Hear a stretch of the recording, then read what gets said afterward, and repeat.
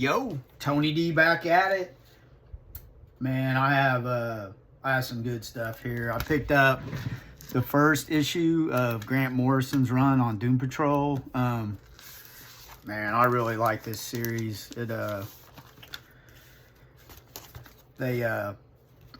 original author of Doom Patrol mentioned that this was what it was really about.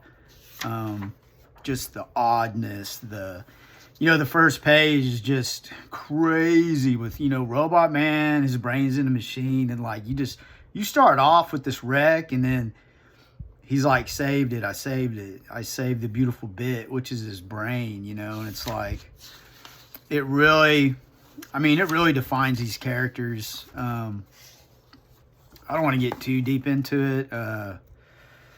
But yeah, Negative Man. I mean, it's intense the way they set all this up, man. Like, this issue right here sets it all up.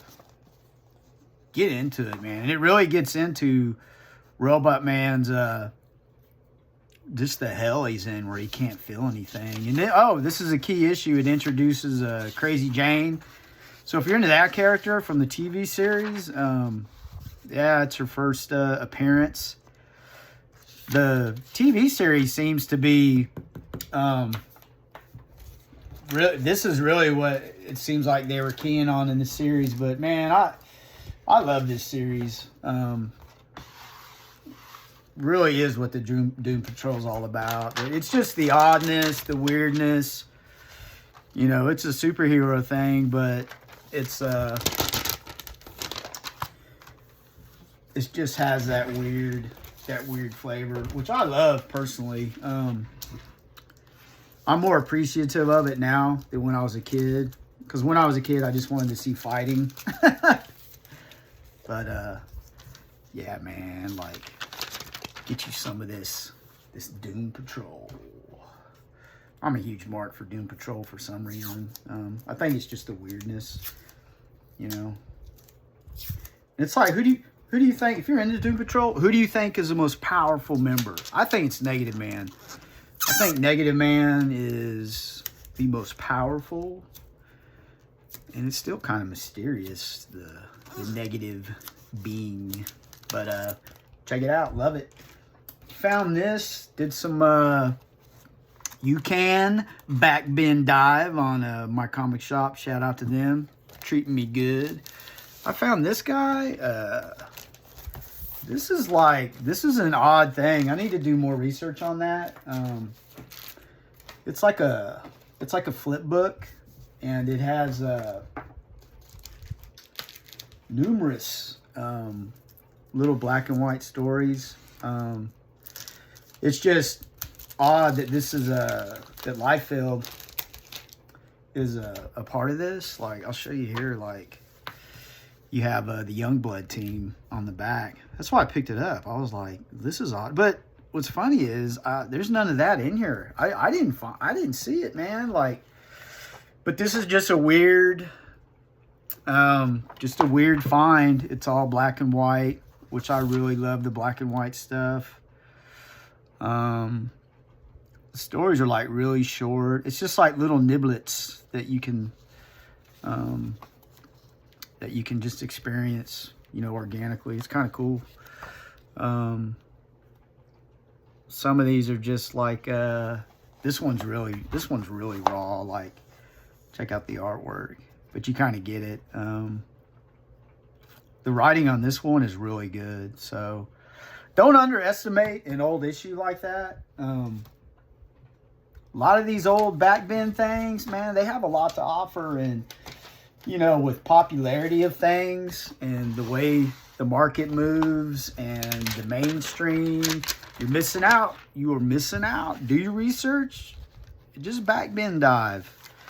Man, you got to dig. If you dig, you're going to find some stuff. I guarantee you there's not a comic book shop on this planet I couldn't go in and find something cool at a decent price. I'll even say that. I've been in some shops that are pretty expensive. You just gotta dig, because most of the time they can't keep up with price changes in the market. You'd have to go through every book every day and reprice. So digging's worth it. Plus it's fun, and you get to pick up little oddities like that. And I do have a oddities file that I keep things in. I'll show y'all that one time. This one's another weird thing I found doing some of my back bin scrolling, wild things. Can't show you much in here. It's black and white. John Workman is, I mean, it's really good. There's a story in here about, I can't show you, man, but it's about artificial intelligence.